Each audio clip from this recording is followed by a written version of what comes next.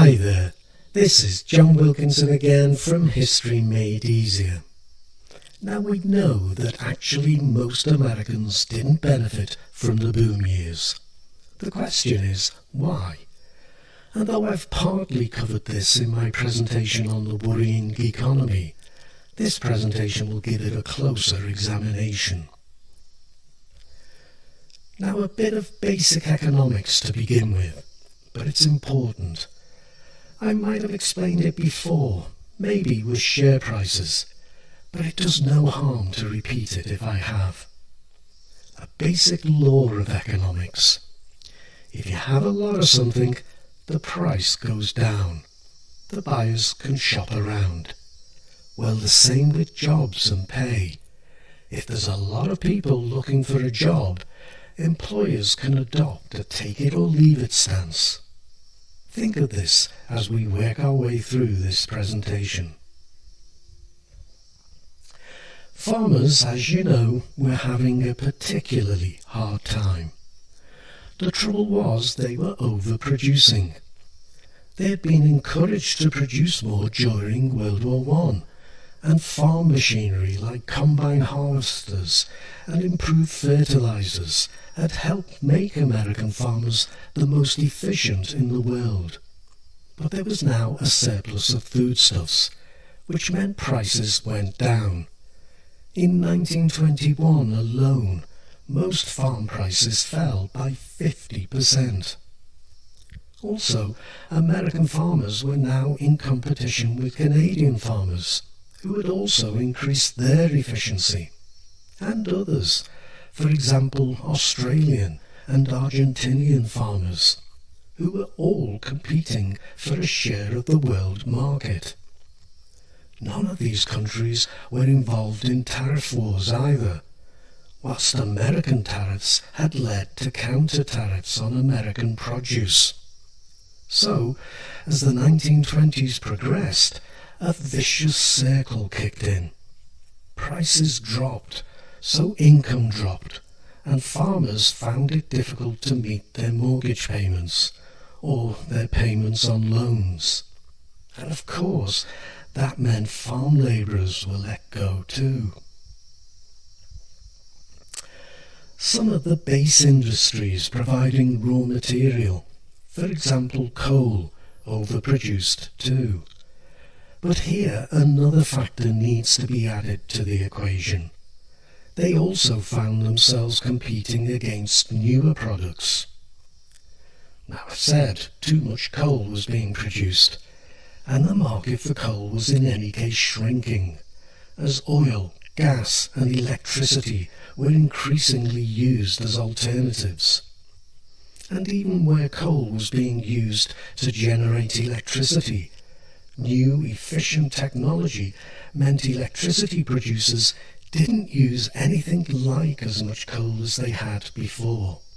So wages were cut, or else mines closed down altogether.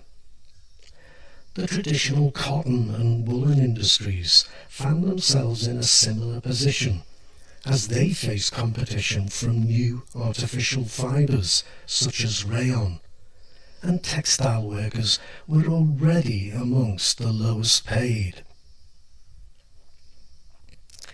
Unemployment was never fully tamed, and average earnings increased by only 10% over the decade.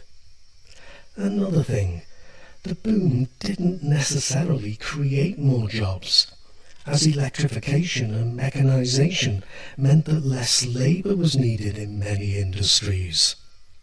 As a result, unemployment averaged at around 5% in the 1920s, the boom years. This would also link to the concerns voiced about immigration, and America began to close the door to immigrants in 1917. And in any case, immigrants were also amongst the lowest paid.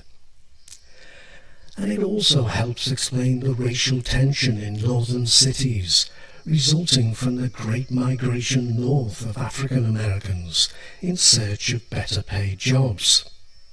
These topics link, Don't treat them as separate things. And so, of those unemployed, though they did include poor whites, they included bigger proportions of African Americans, Hispanics, and groups from the newer European immigrants. And adding considerable numbers to those seeking jobs, some 4 million soldiers were being demobbed, just as the end of war contracts meant the firms were laying off workers. And so we add World War I as a factor to our explanation as to why many Americans weren't benefiting from the boom. As far as war contracts were concerned, the boom was well and truly over. African Americans had always been discriminated against in the job market. They had been in the cotton and tobacco plantations of the South, where they were either agricultural workers or domestic servants, or at best sharecroppers. Whilst in the North, with the war over, competition for jobs increased and African Americans would lose out to white Americans. As for Native Americans, a 1928 government report found that they were confined to reservations, and where they were, the land was so poor that it was impossible to make a living. Native Americans also suffered from poor education and ill health. The clear fact was that not everyone benefited from the boom. Far from it. The most important fact to note was that in 1928, the number of Americans living below the poverty line, that is, those without the means to provide basic shelter, food or clothing, had actually risen, and was, as we've already noted in other presentations, at an amazingly high 42% of Americans. And if we add those on, or just above, the poverty line, the total was 60%. You have economic forces at the core of your explanation. Too many goods on the market, or too many people looking for jobs. But you also have other factors.